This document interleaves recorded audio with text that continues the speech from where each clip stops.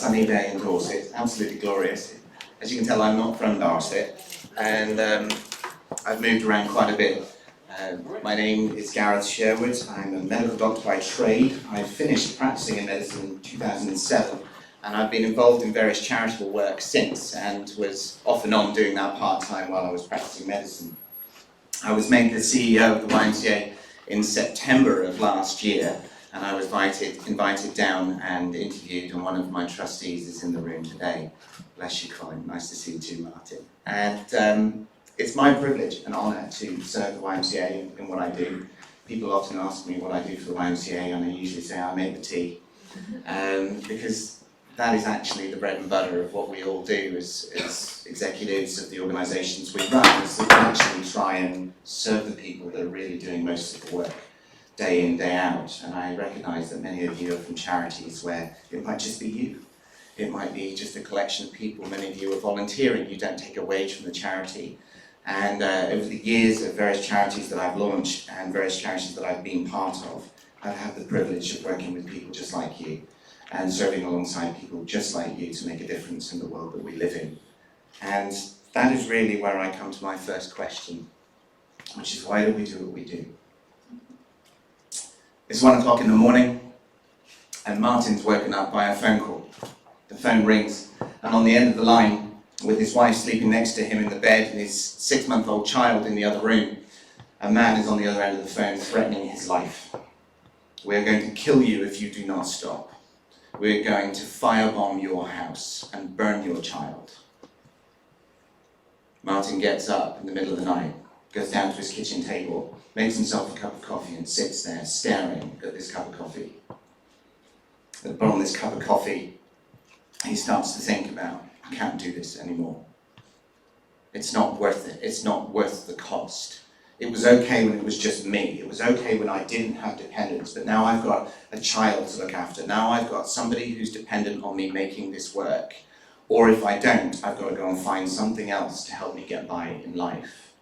Martin stares at the bottom of his cup. He's a spiritual man, and he says in his memoirs that he hears a voice saying, "Martin, stand up for truth, stand up for justice, stand up for what's right, and I'll be with you." He puts the coffee cup in the sink, he goes back to bed. 5 days later, he's speaking in front of a crowded room, talking about boycotting the buses, because he wants to stand up for the rights of black men and women in his community. A man runs into the back of the room. Dr. King, you need to come immediately, your house is on fire." His wife and his daughter were in the house.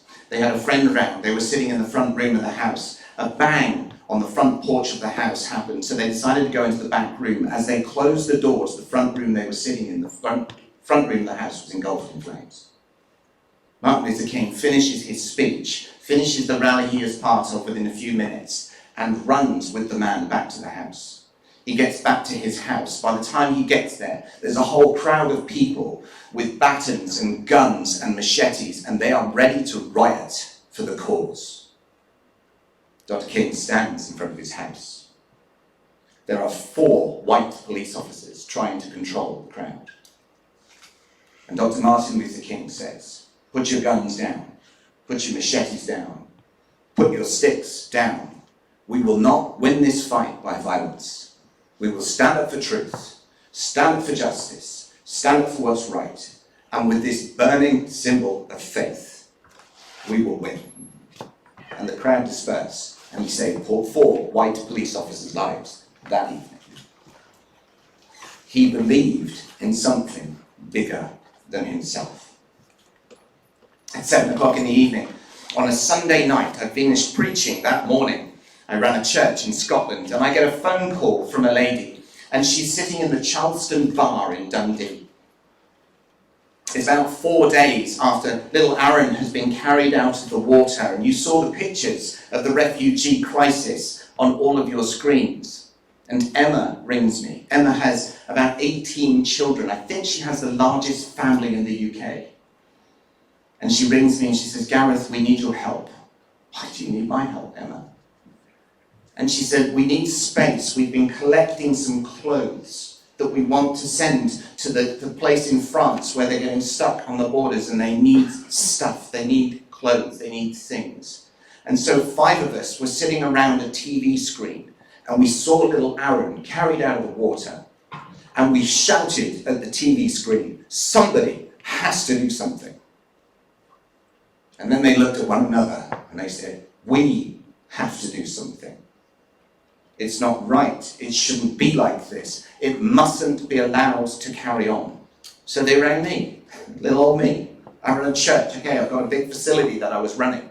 And they said, we need space. So what I did was I pushed the canteen to the corner of the room and I gave them 3,000 square foot. And I said, come on Monday morning and bring your stuff and we'll see what we can do. Carload after carload after carload started appearing at the door. 5,000 kilograms of clothing arrived that day. We filled floor to ceiling, 3,000 square foot, and more donations started to come in. Within 3 months, we were the largest distributor of refugee aid in the whole of Scotland. Alex Neil, the Social Justice Secretary of Scotland, came to visit. He shook hands with everybody. He was proud to be part of the cheering on of the group that was doing it. But this was 5 months that were sitting around a TV screen that decided we were going to make a difference. The problem was enormous. It was far bigger than who they were. But to date, Dundee the Caring City, which was the charity that was set up after that, has sent 450 tons of international aid off the back of 5 women who stared at a TV screen and said, the universe is telling us we have to do something. I remember sitting with these women and they told me the story and I connected with why they do it. They do it because it matters. How we live matters. People matter. The world we live in matters. Dorset matters. The man on the street that we walk past matters. Men, women, children, their lives, their futures, their hopes, their dreams. It matters. Why do we do this? We all know the feeling of realising that money is running out. Even in the YMCA now here in Bournemouth, and we run a large charity. We have roughly 240 staff that we look after. There's a lot of 6-month-olds that are in the other room if the firebomb hits the house. And I think about the men, women and children that are connected to these people, the families that they look after, the people that they care for. And I realise how much is on shoulders and how much we have to do the right thing and be diligent and careful and connect. But at the very root of it, when we run out of energy and we hit the wall, or we stare at the wall on a Sunday night after a glass of wine and we think there's too much to bear, there's too many problems, there's so much to deal with, we have to come back to this. Why do we do it? Why do we do what we do? And if your why isn't big enough, you'll walk away. If your why isn't big enough, you'll look at something else and think that's a better life. I'm inspired by the character of Jesus Christ. I wouldn't describe myself as a deeply religious man, even though technically I'm a reverend. I find myself being far too irreverent at times. A young man, rich, young, and a ruler, prince, goes up to Jesus. And he says this, good teacher, what must I do to get eternal life? Now his life is pretty good. He's rich. He's got a good house. He's got the things he needs. His camel is lowered and he's got a base bin and he's got everything he would ever dream of. He's got the Ferrari of camels. And he goes up to this penniless preacher from Nazareth who was a nobody. People call him a bastard child. They questioned his heritage and his upbringing. And he says, what do I do to get eternal life? How do I get to heaven? And Jesus turns around to this guy and says, have you been good? Have you kept the law? Have you done everything a good religious boy should do to get to heaven? And this guy says, yeah, ever since I was young. The disciples around Jesus, like most of us, are looking and thinking about everything we've done and thinking, oh, we're not good enough. You would think this man is blessed. You would think this man has done everything right. He has made it in life. He is a self-made man. He's come from good heritage. He's educated and he's lived a good life. And Jesus turns around to this guy and says, one thing you are lacking. He says, go sell all you have and give it to the poor and come follow me. One thing you lack, give everything away. What was this young man doing? He's doing what most of us fall into the trap of in life. He was trying to make heaven for himself. I want a good life. I want a heavenly life. I want a life that is full. I want a life that is filled with things and stuff and a great property and a nice car. And I have one. And I'm very blessed. And this man is looking at heaven for himself. Who doesn't want heaven for themselves, right? And yet all of us somehow fall into this trap of thinking we can get heaven for ourselves. And Jesus is one of the most inspirational characters for me because he cuts across the grain of our human tendencies and causes us to look on one another with compassion and care. And he says to this man, if you really want to get to heaven, learn to give heaven away. Because the mistake that we make sometimes in religious circles or spiritual circles is we think it's all about leaving here to get to a better place. And so in some senses our words then turn to let earth be damned so that we may get to heaven. But Jesus flips it on its head, and he says, we are here. He is here to bring more of heaven to earth, so that the life of the man that we walk past on down on the street, who is the homeless man that we serve within the YMCA, that man's life is just as important as mine, matters just as much as my own child. And if I choose to see him as less important than the person that I value and love, then I have stolen something from his humanity. It's who we serve. And what do you do with that? See, you have unique things that you do. You all have unique things. Your charity stands for something. It's part of something bigger than who you are. It's part of the bigger picture. It starts with a dream. It starts with a hope. It starts with a maybe, founded in what you believe about the world and what you think it should be like and what is right and what the world should turn into. And so you stand on this and you say, what are we going to do? Friends, we serve Dorset. We serve the people of Dorset. We serve the people around us. Sometimes we look down, shamefully, we look down on people around us and we think, well, they've not made such a good life for themselves. We stand in our self-made righteousness. We are charity workers, and we look down on people that just spend money on themselves, and we actually look down on them and say, they haven't got it, they are just selfish.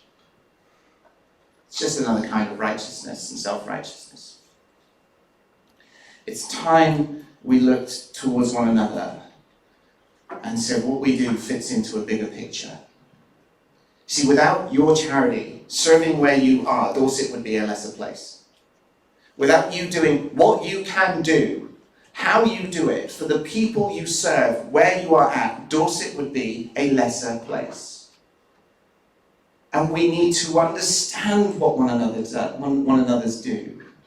And we need to look to serve one another's cause so that the whole picture can be brought together. Some of you will serve in financial services and you're helping us to be diligent to our cause, to be efficient with what we do, to meet the standards of the law that's applied to us, and to actually be more effective in the work we do. And we thank you, Ward Goodman, for your help in doing that. Without that part of the picture, we would be lesser as a whole. YMCA Bournemouth spreads itself widely across the organisation. We serve children in our children's services. We serve young people in our youth services. We serve the vulnerable who need accommodation and housing. We serve addicts. We serve people whose lives have fallen apart. We serve people who are fit and healthy, and we give them fitness options, and we run leisure centres so that their lives can be full. It helps with their mental health. It helps with their social development. We are geared as YMCA Bournemouth to see a better place than the world we arrived in, and we want to see it for a next generation. And we're determined to use our skills and our resources to enable that to happen. You might run a charity that even helps with climate change. Or without you, and without your passion, and without your why and what, this world is never going to be what it could be, because we're going to end up living in a lesser world in the next generation. We are dependent on one another. I believe in a better world. I believe a better world is possible. I believe in a better world for the people we serve, the who we do it for. It doesn't matter whether you serve 3 in the crowd or the whole crowd. I believe that if you can make a difference in one person's world, you can make a difference in the world. I could name person after person. Those lives have been transformed in the hostel services from the amazing men and women that serve them as our key workers, and day in, day out put up with being sworn at and taken for granted and lied about and put their lives at risk of their own reputations because they're serving people that don't get it yet, but they believe that their lives can be turned around. They believe in who they do it for. And it matters how you do it. This is the greatest challenge in all collaboration. I looked after a charity hub where we have 14 different charities all working together. You see, when you share how you do something, you lose something of your own identity. If in business you share how you do it, you learn you lose your process. It becomes lost. That's why we have trademarks and copyrights. There's something about it. But I don't believe charities should compete. We do it with all our grant funding, don't we? We do it when we're trying to keep our thing running. But if we start learning to appreciate one another's how, contribute to one another's how, help one another become better at what we do, learn from one another, share wisdom, share advice, then this whole world becomes about serving one another rather than serving our own purposes and our own plans. And I think a lot of the funders and a lot of the people that push funds in these directions are actually looking for charities to start talking to one another and working together. Now at YMCA Bournemouth, I look after a big machine. It's a big group of people. It's dangerous to start collaborating. If I start sharing the processes and the how we do it with other parts of the Dorset charity community, I actually put at risk, potentially, the long-term funding streams in certain areas. If we start sharing our reputation with other charities that we don't know, we put at risk the reputation of our own organisation. If Coca-Cola started sharing its process of how to make Coca-Cola with other manufacturers, they would water down their own identity and they would water down their own product. Their future potentially is at risk. But Coca-Cola isn't going to save the world. The faith, hope and love are. What we believe in, the hopes and dreams for people's lives, and the compassion we have for one another, those things are powerful enough to change the lives of refugees on a part of the world where they will never know our name. I'll close with one little story. During the refugee crisis, I had a lady in Dundee come to visit us. She was an elderly lady, stooped over. She was wearing her own knitted woolen shawl.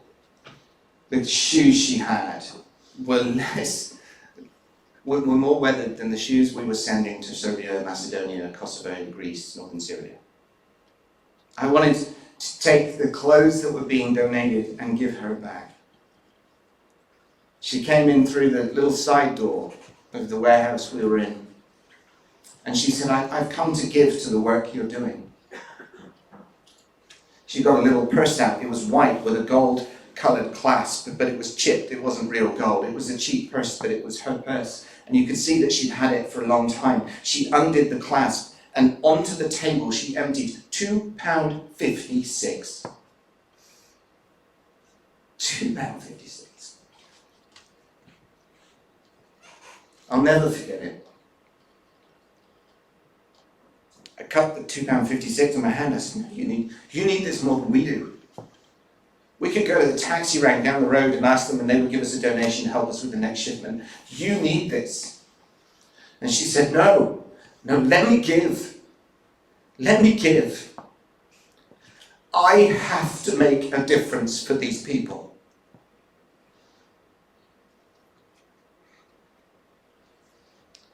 It was at that point that I began to shift the way I saw what we do.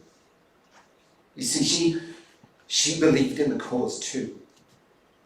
But somewhere along the line, in our way of thinking about charity, because of the scale of the problem, because of the how we do it, because of all the complexity that comes with making sure that this is effective, we start to tell certain people that they have no way of helping us.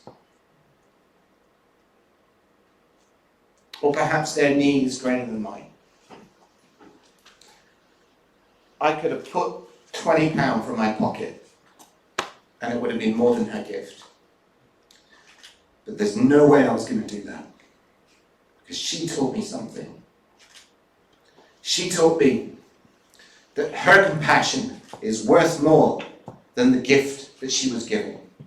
And that if I refuse her gift, I am telling her that your compassion is not going to make a difference. I am telling her that you've got nothing to give. That we need more than you can give. And in doing so, because of Dundee and where I was, 40% child poverty in some areas of the city, I was telling some whole sections of the city of Dundee that your compassion isn't good enough. But that's the very thing we war against. It's the very thing we want to cultivate in the community, is that your compassion can make a difference. And it is my job as somebody that works in charity and fights for the cause and believes in the why and tries to articulate how we do it to make the biggest difference with the smallest contributions. It's my responsibility to make her £2.56 count. That's what charity's about. It's about taking what we have and breaking it and giving it so that it can make a difference in the communities that we serve. It's about taking of our very lives and choosing to break them and lay them down on the altar of humanity to make the world a better place. And if we all did that, in Dorset would become a shining light of what can be done when a community works together for the good of one another. If we did that in the UK, if that became an inspiration to the UK, then councils and communities across the UK would start to talk to one another for the benefit of one another. And if the UK did it, it would be an inspiration to the world that we live in. It starts with hearts that come together, people that talk to one another. And so in closing, my hope would be, during this day today, that contacts would be exchanged, that conversations would take place, that people would be invited over for dinner, that hearts would connect and begin to beat together for a common cause, which is a better world than the one we live in right now. And that we would articulate in excellence how we do things, and we would begin to communicate what we do so that we can learn from one another, and iron sharpening iron, we can actually be more effective in the work that we do. And as part of that, then the communities that we live in, the places that our children grow up in, and the places whose children's children grow up in becomes a better place because your life was a life well lived. We have to avoid the temptation of abandoning our why because of what we do. We need to come back to sharing in a great big why, which is for the benefit of the world we live in. Bless you guys. Thank you for listening.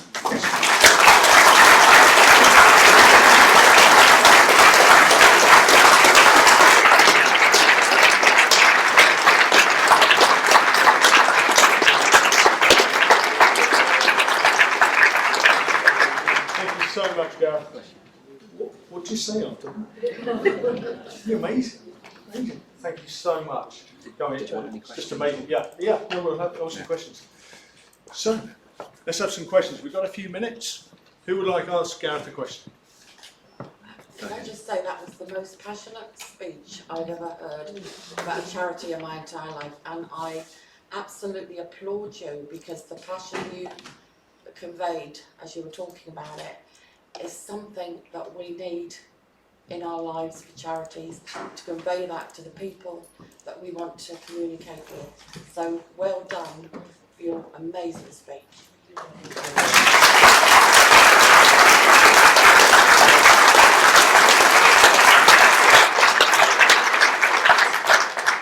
You should know it's my honour. So you said if your whys are big enough, you'll walk away. How, over the years, have you kept your why? What do you do on a day-to-day basis? I have a strong faith, and I would describe faith as marked by the heroes that you are inspired by. And so for me, I go back to stories of people that have lived through the struggle and have chosen not to abandon their why. And that comes from my own faith, but also heroes like Martin Luther King, who you can tell is a big hero of mine. And when you connect with their brokenness, because they're deeply broken people, you think, oh, if they can do it, I can do it. And I also have a lot of personal stories from my medical days, holding children as they died in my arms. And I sometimes revisit that brokenness. And then I connect that with my own children and the people's children that I know and the youth work and the young people that I looked after. And all of those stories and connecting with the eyes and soul of that person tell me that I can't give up. I can't stop believing. Because if I do, it's almost like some of the light goes out of the world. Becomes the, I can't remember who said it, it's a famous phrase. Two most important days in a person's life is the day they're born and the day they find out why. I've connected with the I found out why. And so there's an element of the answer to that question is if I was to give up, I would lose myself. It would become I would cease to be who I am.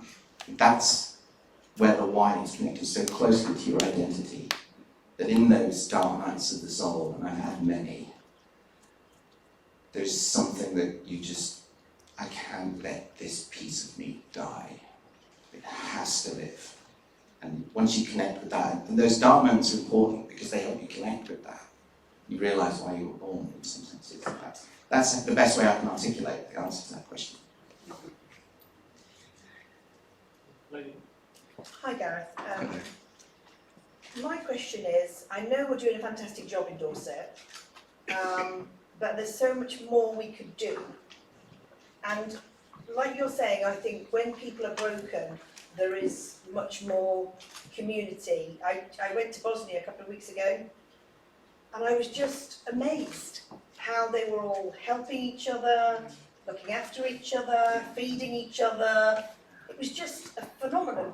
I'd never seen it anywhere else. And I came back thinking, how do I get Dorset to do that? They were walking around the streets.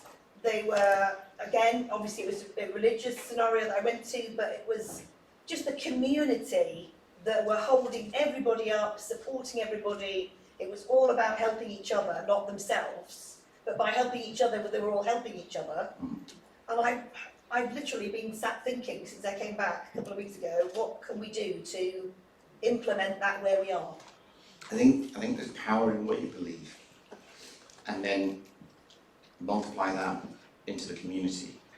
And then suddenly you've got a revolution on your hands and a change in the whole fabric and the way we do life.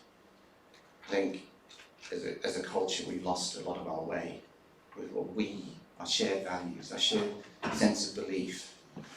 There's a lot I agree with in the culture, that we have lost something of the dream of what it means to be who we are. We've been spoiled, might you say, a bit. Although we do still moan every day about our issues, we've been very spoiled. And we've forgotten what it's, What to it's go back. for. Yeah, exactly.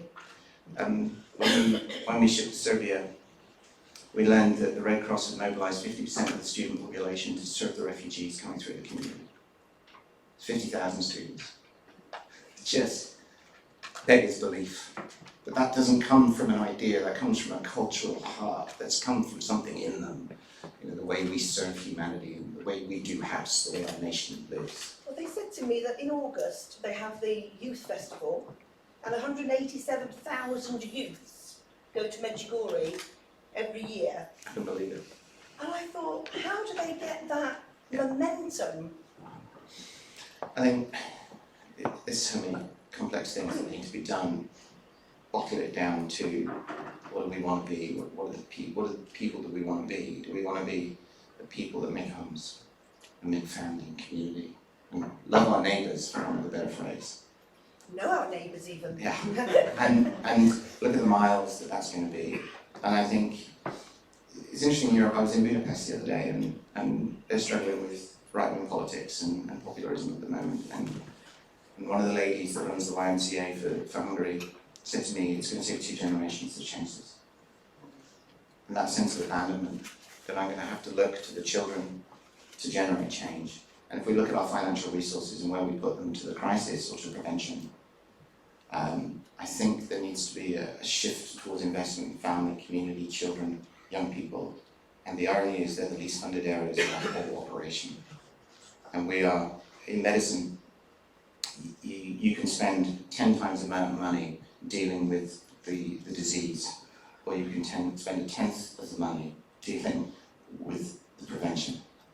And the biggest revolutions in medicine, if you know your history of medicine, are actually to do with engineering and hygiene and the way that we do community, and nothing to do with how quality our medicine has been on the back end. That thinking of we live to serve another generation actually needs to come into our psyche. And sadly, if you look at sociology, there's 3 main reasons why that happens in a culture. One's a war. And do we really need another war to change our minds as a culture? One's a disaster of some form, disease, plague, something that changes and shifts the culture back to the benefit of one another. And then the other one is some form of belief revival, transformation of belief. We see it during the Wesleyan Methodist movement, where 25% of the United Kingdom actually became Christians and followers. And out of the back end of that, YMCA was born. 1844 was the foundation of the YMCA, which was the age of the do-gooders that came off the back of the Wesleyan movement. YMCA gave birth to Red Cross and all these different things, and that went around the world. So the best answer I can give you is that we actually need some fundamental shift in the belief system in our culture to be able to produce what you've seen there, because it's in the heart of the people then. And there's 3 things in history that do that. I know which one I'm praying for, and I know which one I'm speaking about. But who knows what will happen.